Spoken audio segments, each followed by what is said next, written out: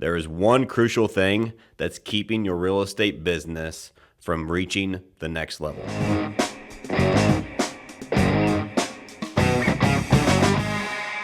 Welcome back to All or Nothing in Real Estate. We've got an exciting one for you today. This one actually, Colin said, hey, you need to talk about this subject because you're so passionate about it. So we're going to break down the one thing that is missing in everybody's real estate business right now.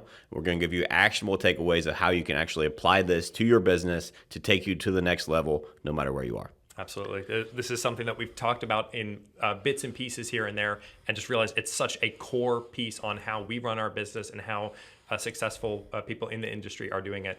And I realized, all right, we got to make a podcast on this. 1,000%. And it's something that we are really ramping up in our business. We've seen effects from my business, from our coaching clients, from other people in these coaching circles I'm a part of. This is a big, big topic right now. And so we'll break that down why. But let me go to the top. There is one crucial thing that's keeping your real estate business from reaching the next level. That one thing is accountability. I don't care how big your organization is or how small. Accountability is something that will help you reach the next level. The problem is most people have been held accountable the wrong way. They've been condemned. They've been yelled at. They've been told the wrong things and held accountable the wrong way. But accountability, the true definition, is the highest form of love you can show an individual. So my definition of accountability is observing or noticing without judgment. That last part is crucial. Observing or noticing without judgment. Yes. Yeah. So to hold somebody accountable the correct way, you have to observe or notice without judgment. One way you can do that is remove the word why from your vocabulary. If you're a leader right now listening, when somebody comes to you with a problem or they didn't do something, they committed to make this many phone calls, what's the first question most leaders ask? It's like, well, why didn't you do that? And you're like, immediately on the defense. Yep. Like, if your employees, if your agents, if your team, if the people that you are in charge of leading, the people you interact with that you're holding accountable have their defensive wall up, that is on you because you are making them feel judged and not safe in that space.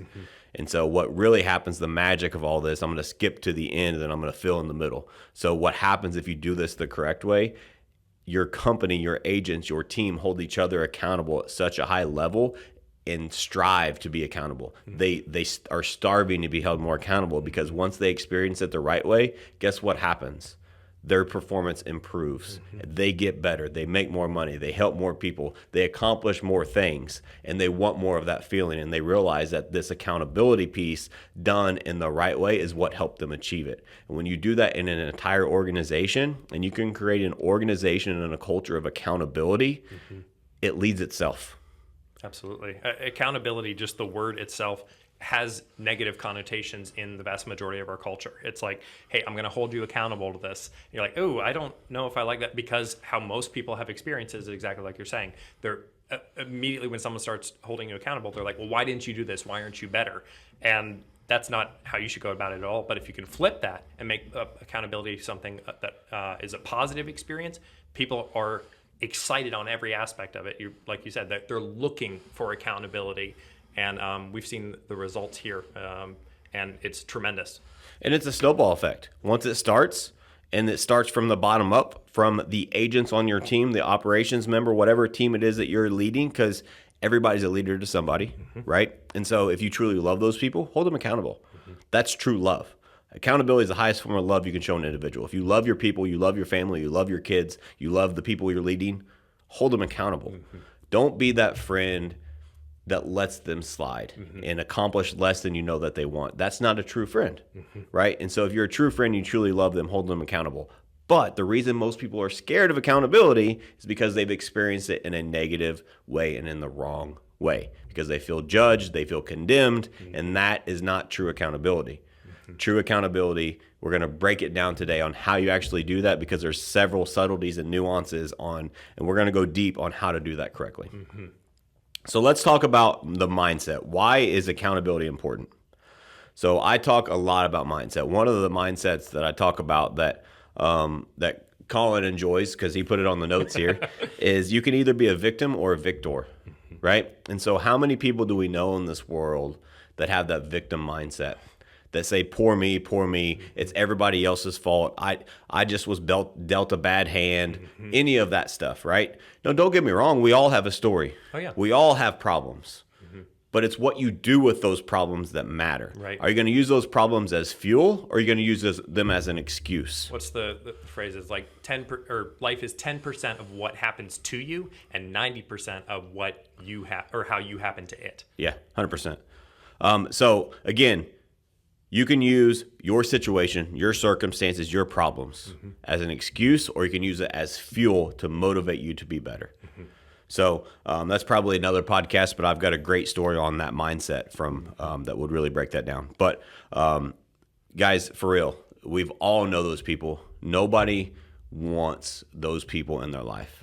Nobody wants those people that sit back and, when I say settle, people think I'm judging people. That's not what I'm doing.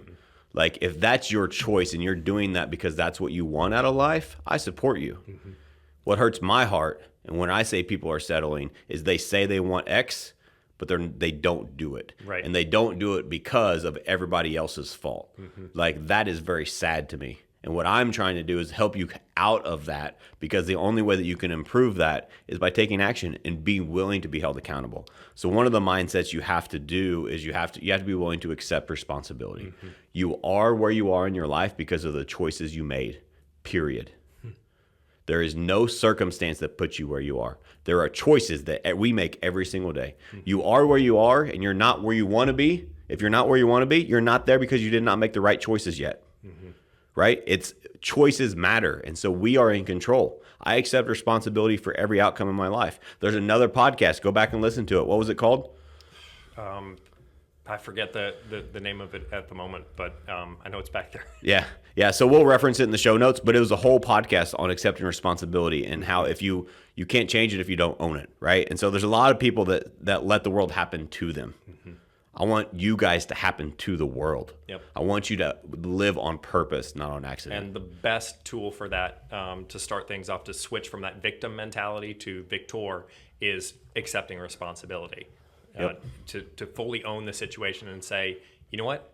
Not everything went the way that I wanted right now, but instead of focusing on what went wrong, you go, what can I change? Yeah, 100%. Jump into that. And so there's so many people in this world that are uber successful that have stories that would just make you break down in tears. Like, they have went through trials and tribulations in their life, whether it's their childhood, whether it's losing a child, whether it's dealing with murders in their families. Like, there's so many bad things that happen to people in this world, unfortunately. This is the truth. However, what those uber successful people do is they choose to use that as fuel instead of an excuse. And it fuels them to be the best version of themselves. And what I have found, what I have noticed and observed, is those people are not only the elite and truly successful, but they are even more successful and continue to grow and improve because they know what it feels like to not have. And they have that fuel and use that as that fuel. That is a differentiating factor between them and their competitors. They use their story, their trials, their tribulations, their struggles as motivation, and they use it as actually it's an upper hand against their competition. They have an unfair advantage in business because of their story. But it all starts with their mindset, because they chose to use that as fuel. They learned so much by that trial, by that tribulation, that the competitor that has had it easy, was born with a silver spoon in their mouth, can't even compete, no matter how much checks they write, because they did not learn the same lessons. It's such a valuable piece that you're saying, literally, this is an unfair advantage, and it's available to everyone, and will drastically change your business across all mediums immediately. It's like, just implement it. Well, go back and listen to episode 1 of this. Me and my wife broke down over 2 hours of our story. And we are sharing that, being vulnerable, because we are using that as fuel and use that as fuel to be where we are. Like, I remember speaking on stage in Tahoe to 200 of the most elite real estate agents in the world. And I told my story.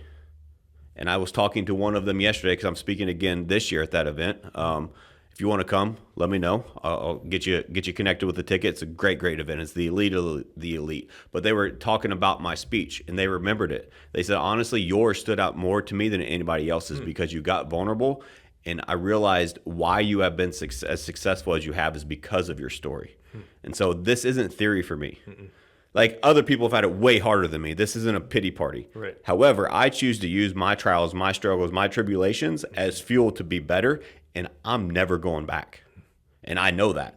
Like I can say that with confidence because I refuse to, because it's in my control. The fact that top producers across the country are saying they're already super successful, and they're saying what you said here, this concept is life-changing. That's something to pay attention to. Yes. Like there must be something there.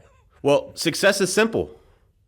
Success is boring. It's simple. It's just not easy. The most successful people in the world are willing to be held accountable at such an elite level. Champions seek accountability. Average people run away from it. Do you want to be held accountable, or are you scared of it? Right. If you want to be a champion, you have to run towards it and say, Colin, please hold me accountable. I want to accomplish ABC because it's really important to me. I need you to hold me accountable. Will you hold me accountable on a daily basis to this? And Colin, if he loves me and is a true friend, guess what he will do? He will hold me accountable and not let me use bullshit excuses to get out of it. How many of us tell ourselves bullshit excuses on a daily basis? Accountability, both peer-to-peer and when you're looking in the mirror, you versus you, accountability is the one thing we are all missing right now that we can all improve that will help us during these challenging times, especially in this normalizing real estate market. If you are not being willing to be held accountable, if your agents aren't willing to be held accountable, there's not much I can do to help you. You have to help yourself. I will give you a hand up, but I can't give you a hand out. And accountability is the secret. It sounds simple, but success is simple, success is boring, and the boring shit over and over and over again work. My mentor, my friend, my coach, John Cheplack, like I'll look him up. No need to tell you his resume. The best of the best real estate coach on the planet. Okay? Period. You go back and look at his YouTube channel 10 years ago. Guess what he's teaching? The same shit he's teaching today, but he has mastered it over that time frame. And it's the same concepts, the same principles, but he has went so many levels deep that simple, boring shit has propelled him to be the best coach on the planet. And he coaches the elite of the elite. Period. And that's it. Because of the consistency, the discipline, and the accountability. The simple shit works. And it all starts with being accountable to doing the daily activities you know you need to do to accomplish your goal. I mean, it's as simple as like, hey, I want to get a summer body. How do I go about do that? Go to the gym. It's like, well, yeah, I could do that, but what else? It's like, go to the gym. Go to the gym. Like, that's the answer. It's like, go exercise. And people are always looking for an excuse or a different way to, there's no magic bullet. It's as simple as go to the gym. And the answer is going to be the same 20 years from now. It's like, work out. And there's your solution. Well, and so let's dive deep on that quickly. Fitness is a great analogy because everybody has experienced that in one way, shape, or form in their life. Like right now, I'm on my third round of 75 hard because I needed it for my mind and for my body. And so what a lot of people must do wrong in accountability. So 75 hard, I'm accountable to myself. Number one, first thing I did, I posted it to the world. Public declaration is powerful, baby. Like there are things that if I didn't say it to the world and I was doing it and I was the only one that knew, I wouldn't have woke up at 4:30 this morning to get my workout in because I knew I had a busy ass day. Right? Like, however, there's people watching. And what I do through that process, every time I've done it, through that process, I no longer have to do it because of outside motivators. I do it for me. And when you do things for you that are hard, that's where your life changes forever. Like that's a goosebump moment. Like I that's from experience. So don't outrule and say these things are too simple. The simple stuff works. And so where most people go wrong is say they're on a fitness journey as an example for accountability. Everybody knows to get in good shape. Say you want to lose weight as an example. Track your macros, eat in a certain number of calories, and burn more than you eat. That's how you lose weight. That by definition, you burn more calories than you consume. You will lose weight. But most people say, well, I'll watch what I eat. I'll give up soda. But what about these nachos and this other food that you're feeling? You know what I mean? Like you have to be specific. And so what I do on 75 Hard as an example is I track everything I eat. I track every exercise I do. If I don't measure it, I can't improve it. You can't improve what you don't measure. You're like, so, I think I maybe ate a little bit healthier today. That's so vague. Yep. Versus like I ate exactly, or took in exactly this many calories and I burned this many. So I'm going off topic here, but that breaks it down to when you were setting it. So number one, get rid of the word goals in your life. Don't set goals, set commitments. That language change internally will change everything. My goal is to work out for about 30 minutes No, today. I'm committed to working out for 30 minutes minimum today. Right? You're like, whoa, okay. When you and say it out loud. Yeah. Like literally that gives you power. Yep. And so make commitments, not goals, number one. But number two, they have to be specific, they have to be measurable, and they have to be actionable. And so you can't say, I'm going to eat healthier. What the fuck does that mean? Oh, I'm going to go to the gym. What are you going to do when you're at the gym? How long are you going to be there? What's the cadence of your workout plan? How many days a week? All of that shit. You can't say, well, I've worked out and I've eaten healthier. But you've eaten healthier because you added one salad to your diet, nothing else changed, right. And you went to the gym one time a week. Of course nothing's fucking changing because you're not measuring it. You did not set specific enough goals. I know that's an elaborate example. Like it's crazy. When I say that, everybody's like, well, duh. Yeah. But think how often we actually do that to ourselves. And we do that because we want a crutch or an out in case we don't keep that commitment to ourselves. When you make too specific of goals, it's because you know you don't want to let yourself, your peers, other people down. But what you're really doing in turn is letting everybody down because your goal wasn't, your commitment, was not specific enough to actually move the needle forward how you know it needs to be moved. Right. You can tell it's a weak goal before, and you failed before you even started. You said, all right, so this is, I'm going to work out more. It's like, oh, you've already failed because you're setting yourself up for an out. And your mindset behind that is, well, I don't believe I can do this. I don't believe I will do this, or I believe it might get hard. And if it does, I want to be able to have an excuse to get out. That's horrible. That you're cultivating that on a daily basis, that you're letting yourself get away, or you're letting your dreams escape you with that kind of a mindset. Whoever said this shit was going to be easy? Oh, I'm not going to do that because it might be hard. It's supposed to be hard. If you want to do big things in this world, if you want big things for your life, you want big things for your family, you want big things for your future, you want to leave a true legacy on this world that we were all meant to do, stop playing so fucking small. It's not supposed to get easier. You're supposed to get better. That's how you change over time. Quit thinking it's going to be easier. It's not easier for me than it is for anybody else. I've got time on task, and I've built the callus and the skill and I've developed as a person through these traits to make it work. You think it appears easier for me, but you don't know what happens when nobody's watching. What you are doing when nobody's watching will propel you way further. Don't do it for other people. Again, let's go back to what I said earlier. When you do things for outside people, you may need that to get started, right? So as an example, if you're overweight, which I am right now, and somebody calls me fat, I'm going to get offended. You know why I'm going to get offended? Because they're fucking right. And you know what that's also going to do?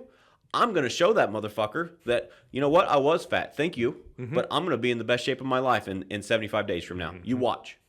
And then I'm going to take a picture and I'm going to send it to you. Right? So a little bit of that is motivation. That's fuel. However, ultimately, I'm doing it for myself because, you know what? They've opened my eyes. Damn, I have let myself go. I need to get back in shape. I need to make my health a priority. Right? And so we just have to be accountable to those things. I feel like we went on like 8 tangents, but this is good stuff. This is excellent. Yeah, let's loop back to something that you said at the beginning, which was accountability done the right way is the highest form of love you can show a person. I think that phrase, done the right way, is so important because, like you said, so many people have experienced accountability in a negative way. So how can people experience it in a positive way? Yeah, so I think to break down how you can experience it in a positive way, we need to really break down how most people experience it. We kind of hit on this, but most people, let's go back to your childhood. Yeah. How were you held accountable as a child? Your parents would tell you to do stuff, and if you didn't, you got in trouble. And why am I supposed to, Colin, you're my parent, you tell me to do something, and I ask why. Go clean your room. Why? Because it needs to be clean. Why? Because we'll trip over stuff and get hurt. Ultimately, what ends up happening, at least in my household, because I said so. I'm the adult, you just do what I say, right? Right. We've all experienced some version of that. Because I said so, and you're like, okay, I guess. Right. And so that's being accountable. Like even in that case, Colin asked some great questions there. You'll be a good parent one day. But the point is that we've all experienced accountability, whether it's from our upbringing, from a coworker, from a previous boss, our current boss, whatever. We've all experienced accountability, and we felt judged. We felt condemned. It made us demotivated. Accountability is supposed to motivate you. Accountability is a building block to success. Because what happens when people aren't successful, most of the time, they lack confidence. They lack self-confidence.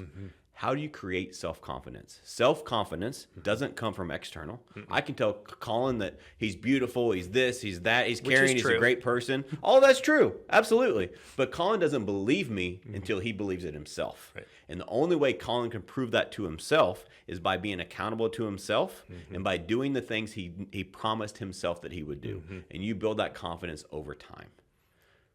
Yeah, no, those daily promises that you make, when you first start something like this with accountability, you will get a wake-up call onto how many excuses you're making and how many promises you're breaking to yourself before you even start them. And that's really humbling to just realize, wow, I'm making excuses across the board because I don't believe in myself, because I don't believe that I can do this. And it's a catch-22. You just said it. I'm making excuses because I don't believe I can do this, because I lack the confidence is what you really said. Yes. Right? However, you know how you create that confidence? You create it from within.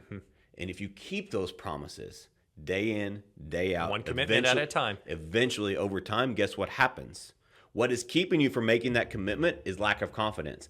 But when you keep that commitment, you build the ultimate confidence in yourself. Like, so what is keeping you from it? The problem is also the solution. And it starts with accountability. Be accountable to yourself first. No, and that mindset shift that you'll get because you've proven to yourself, hey, when I commit to something, I do it, builds so much confidence. Because like we were talking about 75 hard the other day, and you mentioned, you're like, I'm already looking 75 days down the road, and I already know I'm going to succeed. I'm already looking forward to my healthier body, my healthier mind, and my healthier life. And because you've proven to yourself, I can do this, so I will do this. So when I make a commitment, I'm going to follow through with the commitment. 100%. And then you're excited about taking on any new commitment or any new dream that comes your way. You're fully excited about it because you know it's going to happen versus, well, this might maybe happen. Or you already kind of know, well, but I'm not really the type of person to wake up at 5 a.m. So it's probably not going to happen. It'll happen for 2 weeks, maybe. Yeah. Most people it's 2 days, but yes. Right. Yeah, and it comes from the confidence in myself that I've built. And another thing that you don't know, I'll let you in on a little inner secret. That comment, after I made it, I realized I self-analyzed myself. Like, that was a bold statement to make, because this is not a fucking easy program. But I made that because that's a version of my public declaration. Now, when I need that extra fuel, I'll remember that conversation and say to myself, yeah, I told Colin I already knew I could finish. I can't make excuses. Right. I got to do it. I just realized that if this is the first time listening, you haven't heard of 75 Hard, just real quick recapping it. It's 75 days of intense workouts. Go back and listen to our 75 Hard podcast. There you go. We did a whole podcast on this program because it is a life-changing program. It doesn't cost you anything. It's none of that. We're not selling you anything. We're selling you a mindset and a mental toughness program that will change your life forever. Yep. Go listen. If you're looking to just jump into the world of accountability, 75 Hard is a great way to start. 100%. All right, let's get back to what was your question again? My question was, why are people afraid of accountability? What is accountability the right way? Correct, yeah. Accountability the right way is observing or noticing without judgment. So if you are a leader and you want to hold people accountable, first off, remove the word why from your vocabulary, right? Second, I need you to realize as leaders, we think, and I used to think, and my coach John Cheplack convinced me by proving it that he is correct. So I used to think, you come to my team, you buy into our systems, I will make you successful. First off, that's very self-serving, so shame on me. Second is I can't make anybody productive. I can only facilitate the environment for them to choose because it's ultimately their choice to be productive. So you can't make a human being productive. You can only facilitate the best condition and environment for someone to make the choice for themselves to be productive. And the only way So let's talk about that choice, because that's a big word, right? Mm-hmm. There's so much to that. Is the only way to get a human being to make a choice is through moving into a path that I call self-discovery. And so, meaning me telling Colin to do something because I think it's a good commitment for him versus me facilitating the environment by asking great questions for Colin to realize what commitments are important to him in his life. You are way more likely to do it when it's your idea versus mine. If you tell me to go work out, probably not going to go work out. If I say I want to work out more, that's right. That things spin around, and you can probably dig into what working out more means too. 100%. And so your job as a leader, and you don't have to be the title of a leader to be a leader. We all are leaders to somebody. If you want to truly help them level up in life, and you know there's something they've been struggling with, don't judge them. First and foremost, we all have struggles. Sympathize with them, get on their level, meet them where they are, and ask them questions and get them to self-discover what is getting in the way. And so a tool that I have for that, it's the 7 steps of accountability. And so at the very top of this cheat sheet that I have here is, it says slow down the process to speed up the action and results. You have to slow down to speed up. And accountability is a huge portion of that. And so we as leaders tend to, I'm speaking for myself and other people that I know, tend to overrule conversations. Or we think we know all the answers, and so we're just going to jump to the answer. We're going to skip the middle. Right. But that middle is the important part, because what I've realized, I have to step back and be a facilitator to help Colin or whoever else in a group setting, in a one-on-one setting that I'm trying to hold accountable, because I truly love and care about them. Right. I have to get them to discover what I already feel I know. And if I can get them to say it and them to discover it by facilitating that environment, then they're way more likely to make the change. And if those are really powerful questions where you're really digging deep, you might discover something completely different. You might be like, well, I thought that they weren't making as many phone calls because of this, but in reality, they're dealing with a completely different roadblock that we can attack a different way. Yeah. So these 7 steps are, we do self-directed work groups here. I just got out of one before this podcast. And a lot of these lessons I learned going through this group again myself. As an example, one of my commitments last week was I wanted to spend 4 hours time blocked working on leadership development for our team.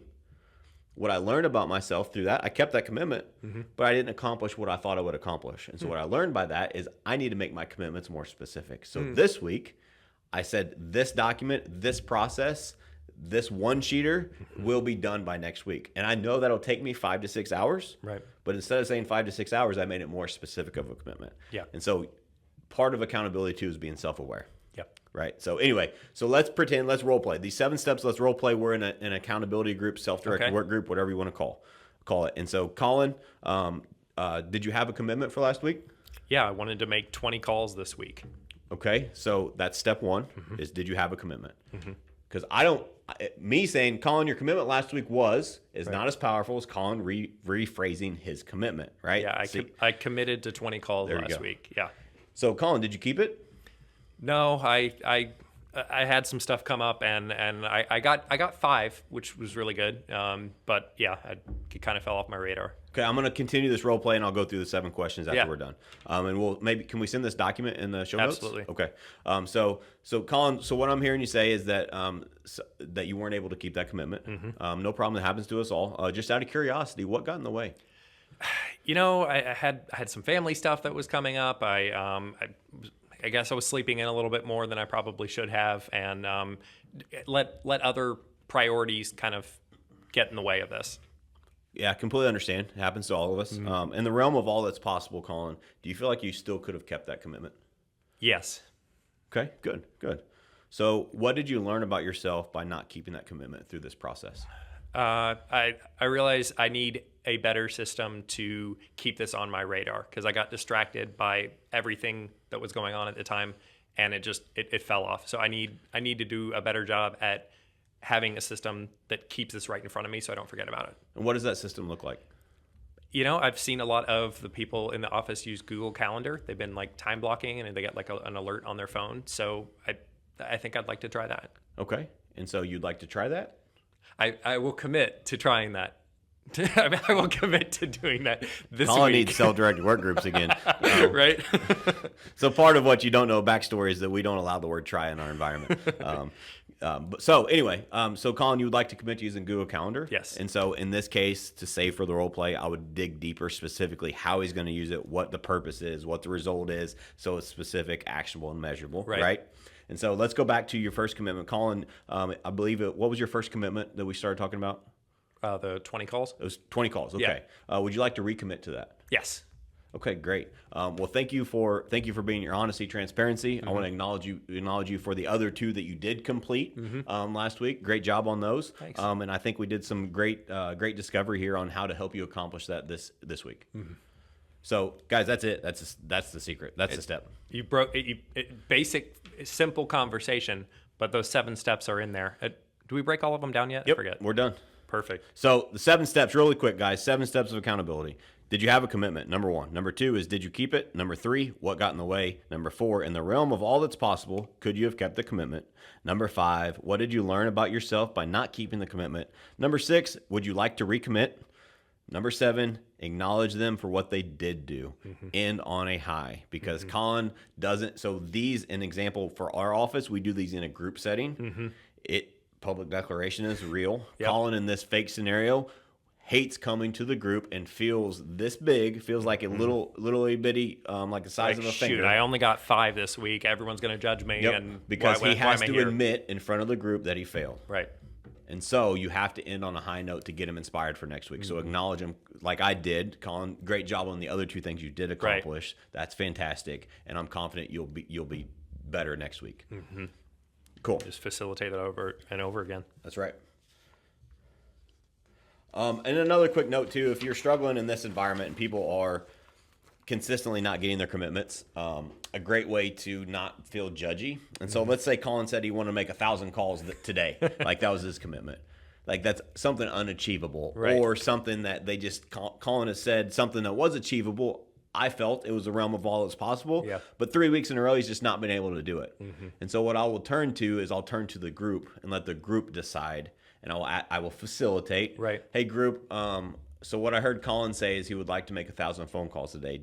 What do we feel as a group? Do we feel like that's accomplishable? Do we feel like Colin can actually achieve that as he set himself up for success? Exactly. Let the group decide, Colin, I don't know. I think that's a stretch. And then come up with something more realistic. Or if you're struggling, say you want to do something that is realistic and you just weren't able to do it, instead of you coming in week after week, failing week after week, right? Let's get you something you can accomplish to build that confidence in yourself, and then we can stair step from there. Exactly. Let's build some wins instead of like 50 calls if that was your goal, or if that was your commitment. Go for 30 and hit that 30, and then go the extra mile. Hit 35.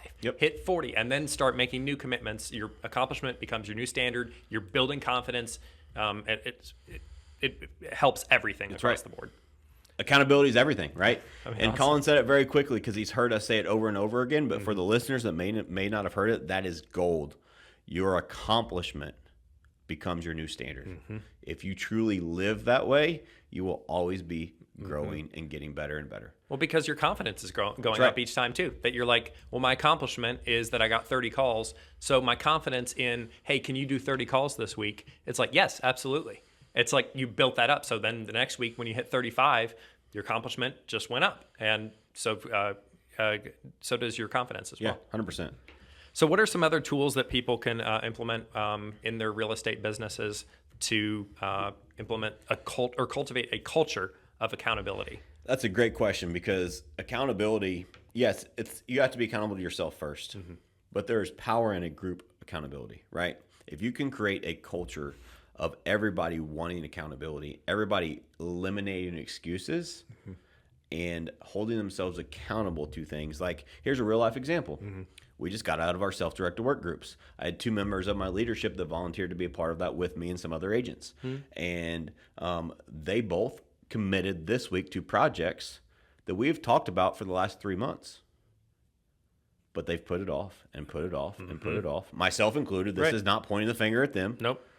But they made it a priority to finish this week, and I'm confident they will because of the framework of these self-directed work groups. And I asked them in front of the group, guys, we've talked about this before. Why did you put that here? Well, if I put it here, I know I'll accomplish it. I know it's important for the business. I know it's something we need to get done. Like, that's the power of accountability. How many of us have projects we're working on and we just keep kicking the can down the road? Right. This stuff works. I'm telling you, every organization has this problem. What you could be way better than we are because we are by no means perfect. However, you can still improve. That's the cool part about it. Can always improve. That's right.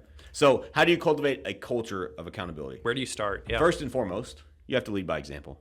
If I'm not willing to be held accountable, why in the hell would anybody else be willing to be held accountable in the organization? Let's use 75 Hard as an example. So again, this is not a paid promotion for 75 Hard. It has truly changed my life, and me sharing my journey, my struggles, my story of going through 75 Hard has motivated, inspired other people on the team. I think we've had 10, 12, 15 people on the team accomplish it now. And then that has spread out because they see the results that people get through the program. And so that creates a culture of accountability. So let's use that example in real estate specifically. Let's say Colin's a real estate agent and he commits to making 20 conversations a day. Whatever it may be, right? And so he's going to do that as part of his action items. Absolutely, that will be something that's specific, it's measurable, it's in his control. Right. It's going to move his business forward, right? What happens after 2 or 3 weeks of people in that group hearing Colin accomplish that, and then they see on the back end, or I facilitate, or somebody else facilitates, Colin, what has that done for you in your business? Right. During this accountability meeting? He's like, well, I actually set 8 appointments last week. Right. Other people are like, shit, I only had 2. Maybe I should focus on these conversations too. It motivates and inspires other people because you're leading your environment, your culture, your team from the bottom up instead of the top down. And they want to do it for themselves because they see an example of success from one of their peers using accountability as a tool. And so when you're able to facilitate that as a leader, that's how your culture of accountability grows over time. It doesn't happen quick. I have 0 patience. And so it's been a slow, painful process, but it's working. And activities are up, accomplishments are up, and ultimately these agents, the people that are in these accountability groups, are seeing a better result in their business and able to help more people, including their families, because they're being willing to be held accountable. And the ripple effect of that will go on and on for a long, long time. So first and foremost, you have to make sure that you are being accountable first. So the speed of the leader determines the pace of the pack. The speed of the leader determines the pace of the pack. So what are you doing as a leader? A lot of people, and this is where accountability goes sideways in organizations. And so I have differing opinions a tad on this, but let me give you one example. If your goal of a leader while you're growing an organization is so you can sit on a beach all day and sip umbrella drinks, you're in the wrong business. You truly are not caring for your people and developing the systems and the accountability that you want. And that is going to trickle down to your organization. Now, you can move on to other projects, but truly successful people, let's talk about Warren Buffett. Let's talk about people that are Jeff Bezos. Let's talk about Elon Musk. Those motherfuckers work their asses off every single day. Yeah. I'd be willing to bet they're the hardest working people in their companies or close to it because they're leading by example. But they're working their passion. And they're not working on the same projects as everybody else in their companies are. But you have to lead by example. And so if you're not willing to do that and your goal is I'm going to get this structured so I can just leave the company alone forever. Right. Don't get me wrong. As a leader, you can have spurts of that. Yeah. But you better still be showing a good example of you're working on this project here to help move the company forward or pave a new path for somebody. Otherwise, they're going to lose that motivation. And you better have good leadership underneath you to help that on the ground floor as well. Absolutely. If you're frustrated by the amount of calls that your agents are making at the time, you're like, man, why are our calls so low? Why is no one taking accountability on these things? But you're not taking accountability yourself in all these other areas. It's no wonder that everyone else is not, they're following your example. That's right. So take a look at what your example sets. And so if you want your agents to make more calls, here's a secret. This is something I've implemented in my business. It's getting ready to get ramped up. Is first and foremost, we were struggling with calls during some of this transition stuff. And so what I did is I said, you know what? I'm going to do a call hour with you guys. I sat in our agent bullpen. I prospected for a minimum an hour a day with the agents. Grab my headset. I'm an agent. I'm being an ISA. And guess what? If you're here, if you're prospecting with me, you get the appointments I set. Talk about leading by example. Wow, that's cool. So I've done that. I remember seeing you out there, but I didn't know that was part of it. That's what I was doing. So what did that do is that motivate other people. Well, shit, if Matt's doing it, Like how would you feel as an agent on the team if you see me doing that for an hour and you're not? You see me doing that and you're not making your calls. The whole hour you're like, shoot, I could really be more productive than I am right now. The whole hour you're seeing an example of what you know you're capable of. That's right. And you see these other agents getting appointments because I say this humbly, but I'm pretty damn good on the phones. And so I set quite a few appointments. And so like if you weren't participating, you didn't reap the rewards. Sorry. Right. And so what I'm going to adjust to now is, number one, we just implement a new leadership structure. And so our pod leaders, our squad leaders, our lead agents, whatever you want to call them, are going to be doing that with their groups every single day. That's a requirement to be in that leadership position. They were granted and earned. Yeah. And so that will help facilitate that more and more and more. But I also am going to be an hour a day, but I'm not going to prospect for buyers and sellers. I'm prospecting for recruits. And I'm going to how can I ask them to make calls if I'm not making calls? Right. So time for me to make more calls. And so I'm going to do that in front of them. I'm going to share my results. I'm going to share my experiences. Part of that too is when I say recruit, so we're with EXP, it's no secret. And so part of that's not all recruiting for my team. It's recruiting for our network and different things. It's recruiting for coaching clients. Like it combines all that stuff, but it's still productive action that everybody understands is important for the growth of the team, for the growth of whatever is important. Right. Yeah. And so I'm right there side by side doing exactly what I'm asking them to do. Like, hey, we both have commitments right here. And here's me setting aside this time to work on it. Are you working on whatever your commitments you've set to achieve the dreams that you want to move towards? Talk a little bit more about the accountability mindset for agents. Why specifically is that going to be important for them? So I think it's important. I'm going to tie this into the market as well. And so if you're an agent listening, the market has changed, right? And so we become a byproduct of our environment by nature. It's human nature. It's nobody's fault. It just is what it is. And what it takes to sell a house today, to list a home today, versus it 6, 9, 12 months, 24 months ago, completely different. Completely different. I don't care what market you're in. You cannot convince me it's the same. Now, there are ebbs and flows. Some are down 50%, some are down 5%. Yeah. But there's variables that have changed. Interest rates, buyer motive. There's a lot of things that have changed. The economy's different. There's a lot of moving parts, and so it's not the same market. What happens is, in that market that we were in, real estate became a passive business. If you were a passive agent, you could be very successful. Because you were a product of the market. And what we are converting to, and some of my coaching clients are already experiencing this, and so it's coming. If it's not in your market yet, it's coming. Right. Is it's going to get back to a skill-based market. And so what happens is a lot of people put their skills to the side and took the free money, basically. Right. Which I'm not blaming anybody. No. Like, I'm a product of it too. Right. But I will blame you if you don't adjust now. Here's your warning if you haven't heard it already. You better adjust your mindset and go back to, I'm a brand new agent in this brand new market.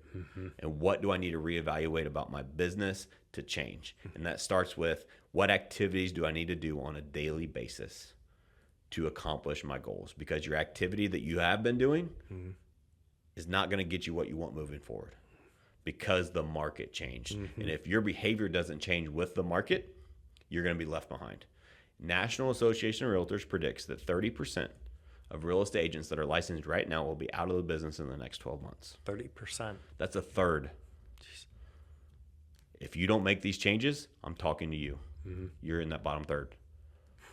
Guys, this is your wake-up call. Yeah. I'm doing this podcast for free to help people. I truly care. You better wake up. If you don't wake up, if this doesn't wake you up, the market will wake you up in a bad, bad way.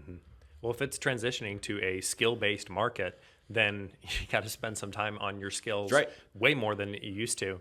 And what the best way to start that out? Accountability, to say, I am spending this amount of time to hone my skills, to revisit old trainings, to continue to educate myself so that I stand out in the midst of this, so that I'm part of the 60% that's able to help people. So there's a 60%, yes. No, there's a 60% that's the middle now. Oh, okay.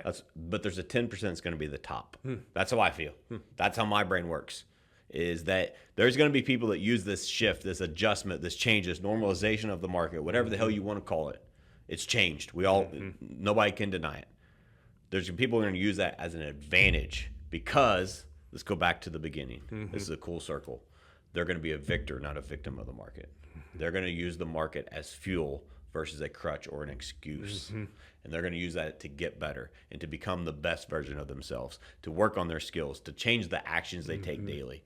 And so it's time, agents, we treat our business like a business, because each and every one of you have a business. Whether you're on a team in brokerage, it doesn't matter. You are responsible for your business. If you don't know what you need to do on a daily basis, you need help figuring it out, reach out to me. I will help you for free. I can't do the work for you, but I can help you draw the roadmap. Guys, if you don't have a roadmap, get with your team leader, get with your broker owner, reach out to me. I'm happy to help you set that up. But you have to be accountable to, after you build that roadmap, you have to be accountable to following it. And you can't, here's where agents go wrong too. Agents will build a roadmap. And let's say the roadmap is, I need to make 300 outbound dials a week, right? Let's just throw that number out. Yeah. What they will do is, Monday, I'll sleep in. Tuesday, I'll show up the afternoon. Wednesday, I'm going to take that day off. Oh, Thursday, shit, I still got 280 calls to make. Jeez. And they just pound the phones all day long. Yeah. And they lose the intent. They lose the follow-up strategy. They lose the skill. And they're just boom, boom, knocking. Right. They're calling to knock calls out instead of calling with intent. There's a big difference. I would rather 30 calls a day consistently versus 300 calls a day in a week. Right? Like 30 calls per day consistently over time will beat 300 calls one day per week. Even though it's less calls. Right. It's half the calls, as a matter of fact. But if you're willing to do it consistently day in and day out, you can build a follow-up cadence. You can prospect with intent. There's so many good things that come with it. It's your consistent actions that you're accountable to. So don't fall trapped to cramming the night before a big test in college, right? Like, we all are victims of that. So plan it out and follow it consistently day in and day out. And again, if you need help building that roadmap, I'm here to help, to be a resource. Team leaders, broker owners, managers, whatever you want to call yourself. It is time to change your message. Your message is no longer, hey, come join my team because I have leads. Hey, come join my team because we're number one team in the state of Missouri. Come join my team because in this skill-based market, we have the best coaching, the best training, the best accountability, and the best database, which the database is your lead. Replace the word lead with database now, because leads are hard to come by. Leads have doubled in cost. We got half amount of leads for the same cost. Yeah. That pretty much doubled, right?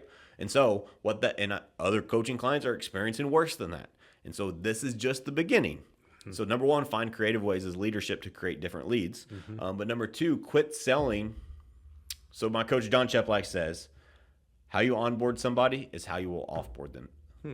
How you onboard them is how you will offboard them. Meaning, if I say, Colin, come join my real estate company, and I give you this features and benefits dump about all these great things and how amazing we are, and I've got all these leads, and we got a great, so it's either leads or split are the two things I see people do this with, right? Is I got free leads, come join me, or hey, we have the best split in town, come join me. Right.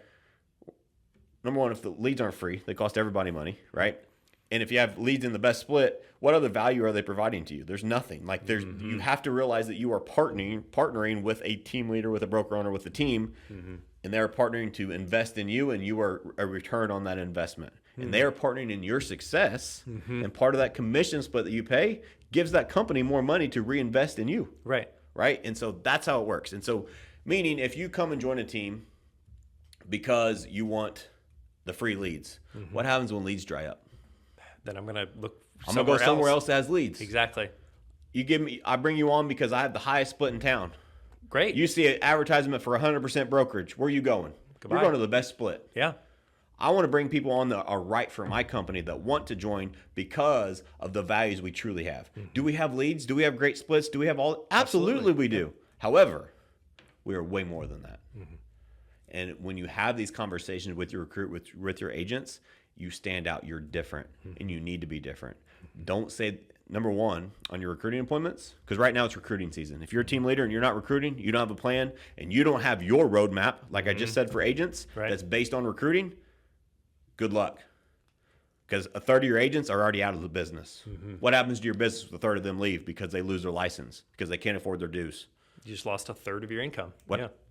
So how are you going to replace that as a team leader? You better freaking recruit, right? And so with that being said, you need to lead by example. This all ties in. Right. You need to have a cadence of accountability, for recruiting as a leader, and I recommend you call in front of your group, right, to show them, lead by example. And you need to don't close on the first appointment. If you're a recruit, it is, what's the word I'm looking for? It is so arrogant of me to think I can close you on the first appointment. If I can close you on the first appointment, it's not because of my skill set. It's not because of my features and benefits. It's because of something that's going on in your life that is so bad, or you're so toxic you can't wait to get out of that environment. You're ready to jump ship. Build relationships and rapport with people and find out if they're a good fit for your company. Find out if you're a good fit for them. Right.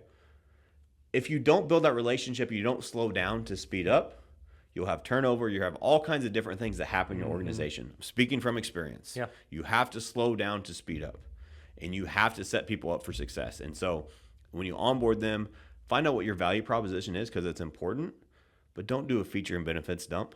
That's what everybody else is doing. You know what your first recruiting interview is? What's that? It's 10 minutes. Colin, you got 10 minutes to meet with me. A strategy I'm getting ready to implement is via Zoom, because nobody has the time to come to the office, but they can jump on Zoom for 10 minutes. Right. Like, sure. It's a coaching session.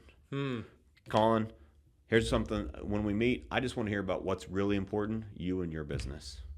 You're like, okay. It's like, it catches you off guard because you're not used to that. Because everybody else is like, hey, we got the best splits, we got leads, we got this, we got that. Hey, come join us. Right. No, Colin, I'm not going to tell you about my company. I want to hear about you. I want to hear about what's really important. Right. Especially in this changing marketplace. I want to hear about challenges, what obstacles you're having, what successes you've had. I've always honored and admired you from afar. Do you have 10 minutes this week?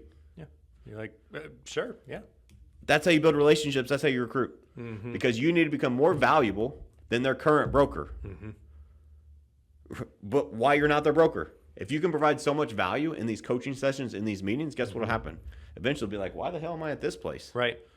They're like, I've never, because they're going to walk away from that coaching session going, I've never had this before. No one's ever asked me about my dreams, my commit, or my goal, or my dreams. I'm trying not to say those words, but the point being that they're like, oh wow, someone cares about what I care about, instead of just, well, how many calls or how many can you close this year? All the numbers metric side of things. You're saying, what is important to you and your family? Okay, what would you need in order to be able to get there? And that's going to resonate with people, and that's going to what's ultimately gets people on your team. 100%. And there's so much. There's a whole nother recruiting podcast that we can do, and we'll do that in the future. Yeah, and guys, there's so many nuances to that, but it all goes back. Let's tie it back into accountability, right? And so, how do you, as a leader, get your agents to be accountable? You have to lead by example. You have to consistently say the message over and over and over again, and in different ways. Don't just repeat yourself. Then they think they're idiots, right? Like, don't insult their intelligence. Say the same thing in different ways. Come at it from a different angle. Get them to say it by asking leading questions, and now it's their idea. There's a lot of different nuances to get them to realize what holes they have in their business, what holes we see. Hey, if the market were to, like we did this exercise as a team with the agents, if the market were to drop 25% tomorrow, what would you do? Guess what the market's done? It's dropped a little. And who's not doing it? The people that didn't believe me when that it was going to be important, right? But the people that did, guess what their business has done? Because the hardest thing to do for human beings is to change, right? And so we as leaders, our job is to facilitate change in a changing marketplace. How do you get a human being to change? You get them to think it was their idea because they want to change for themselves. If you get them to change for you, for your culture, that is temporary. You need to help facilitate the environment, be patient, go slow to go fast. Slow down and get Colin to understand why it's important for him to change and what that change of activities look like. Hold him accountable to that, and he'll see the results, and then he's doing it for himself, and then he'll build and stack upon that. You're focusing on what's your big vision here, breaking that down into small daily actions that then helps everyone in the end. 100%. All right. Let's close this out with some tools. What are some tools that will help you build a culture of accountability you can use in your business, in your organization, your team? Number one, 75 hard. Experience it yourself. Go back and listen to our episode if you're curious about that. If you're not doing self-directed work groups or accountability groups, I highly recommend them. It's a group accountability session. Go through the 7 steps of accountability. We have each person mention three commitments that they're going to do on a weekly basis. They check in with their partner weekly. Crucial part of that is change partners each week so they don't get that comfort zone. Yep. They have to stay uncomfortable to reach these commitments. Get yourself a coach. I did a post on this. I had somebody reach out to me today asking me if I'd be willing to coach them. And they said the reason they did is because they realized if I have 3 business coaches in my life, which I do, that it's probably time for them to get a coach. And so you need a coach. You need somebody that will hold you accountable, whether that's a team leader, whether it's a broker owner, whether that you need to hire a coach. If you need some guidance there, this is not pitching me as a coach. I am a coach. Be happy to help you. But if you just need guidance on who would be a good fit, I know a lot of great coaches. So reach out to me. I'm happy to help. Join mastermind groups. There's a lot of knowledge being in the right rooms, right? I've learned so much by being blessed to be in these rooms with my EXP network, like with the Tony Robbins event that we were at. Like, learned so much in this Cheplack circle with my coaching and different things, like in Tahoe. Like, being in the rooms with the right people is crucial. So make sure you have those mastermind groups.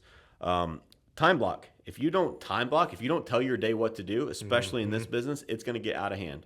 Too many real estate agents work on accident instead of on purpose. Plan your day before your day starts. If you fail to plan, guess what? That means you plan to fail. And I don't know anybody that's in this business because they plan to fail. So why don't you have a written fucking plan of what you're going to do today? Like, I just want to shake people. If you don't have a written plan, then the default's chaos. We have enough chaos that comes at us. Like, chaos is part of my time block. Like, here's my chaos time. I'll deal with chaos here. But other than that, I'm going to do productive shit. 60-30, so that's kind of an exercise. 90-60, 60-30. It's a time block window. Literally, we got signs. Colin's got a sign he puts on the back of his chair. Yep. I'm in a 60-30. Don't bother me. In a Colin nice way. We see them all over the office, honestly, at this point. It's like, during this time, I'm not to be disturbed, and everyone respects the heck out of it. You get a lot done. What it is because it allows you to tunnel your vision. When you narrow your focus, you expand your potential. So what is one thing you need to focus on a daily basis? Time block for it for 60 minutes. Yep. Turn your phone on silent. Turn it upside down. What I do is I actually set a timer for 60 minutes, and I put it out of reach, and I don't look up until the timer goes off. That's my sign. Okay, it's time to take a break. Yep. Right? And then that 30 minutes, the 30 part is now it's your catch-up work. What emails did I miss? What phone calls? What text, etc. Right. And then I can go in another time block if I need to. Yeah. And so, guys, it works. If you want some recommendations on a book, Extreme Ownership is huge for this. For accountability to yourself, to others. Again, you can't change what you can't own. So Jocko Willink wrote that book. Brilliant guy. Great leader. Highly recommend it. Colin, what else we got, man? What else did we miss? No, great steps across the board. Great way to just to tackle this world of accountability. I guess something that I mentioned to you earlier was, for accountability, I said, well, you're kind of wired for accountability. And you immediately stopped me in my tracks. What did you say? So, can I be honest? Yeah. I said, Colin, that's a bullshit excuse. Too many people in this world say, well, that's not fair because you had this advantage, or it's just easy for you, or you're wired for leadership, or you're wired for accountability. None of that nobody's fucking born a leader. We're all born the same. Nobody's born knowing how to do accountability. These are learned traits. And I even corrected myself that leadership, accountability, all these mindset are learned traits. But above and beyond a learned trait, they're an earned trait because you have to earn them to have that feeling of whenever I know I'm going to start 75 hard, I've already finished. Yep. It just hasn't happened yet. Like, I learned how to do that and teach myself to keep my commitments to myself, but I also have earned that. Like, when I say that, I know it's going to happen. Right. And it's because I've earned it, because of time and skill that I've earned.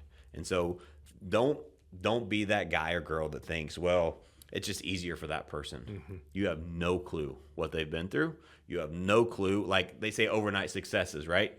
Yeah, it took me 10 years to be an overnight success. Yeah. Like, everybody that I know that's truly successful That's their journey. That's their story.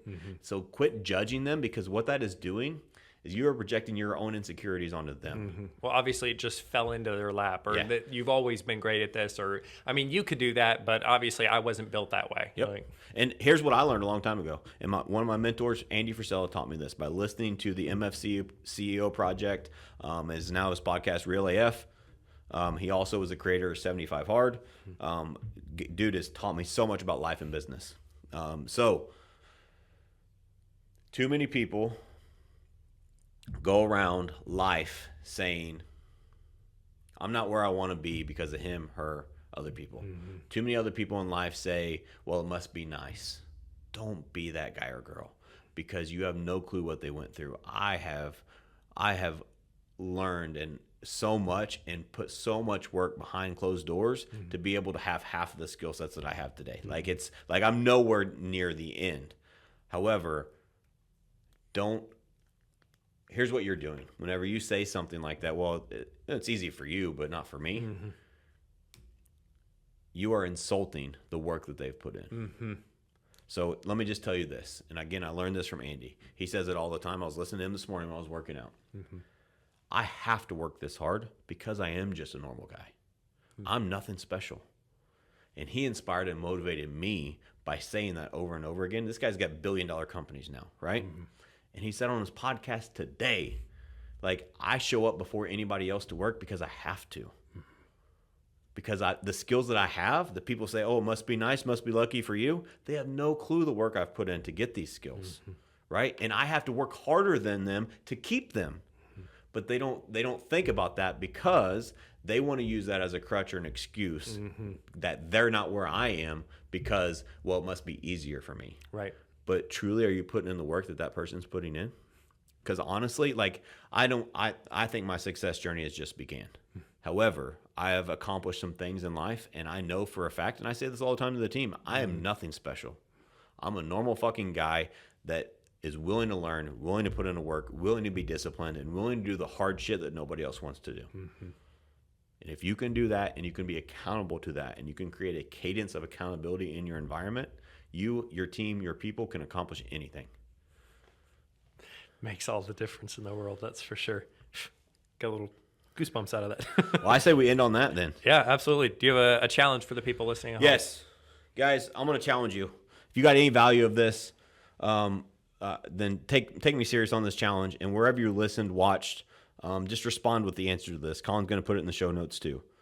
What is one step you can take? What is one step you can take today to put more accountability in your life? What is an action item that you can do today to implement more accountability in your life? Because accountability is the secret to success.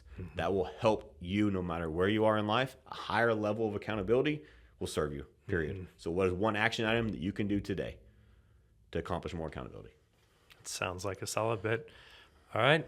We can end off there. Everyone, thanks for listening. Continue to subscribe to the podcast. It's free. Yeah, It pops up every week. We got new content coming soon. It's going to be good. Yeah, thank you guys so much. Stay tuned. Go back and listen to some old episodes. There's a lot of gold here. One of the things we're going to be rolling out moving forward is more interviews with other brilliant minds to bring in some other people, other audiences, other opinions here. And just like, subscribe. If you got value, share with a friend. This is a movement. We're trying to help people. We're changing lives. And if you know somebody that can come of value from this, just share it with them. That's all we ask.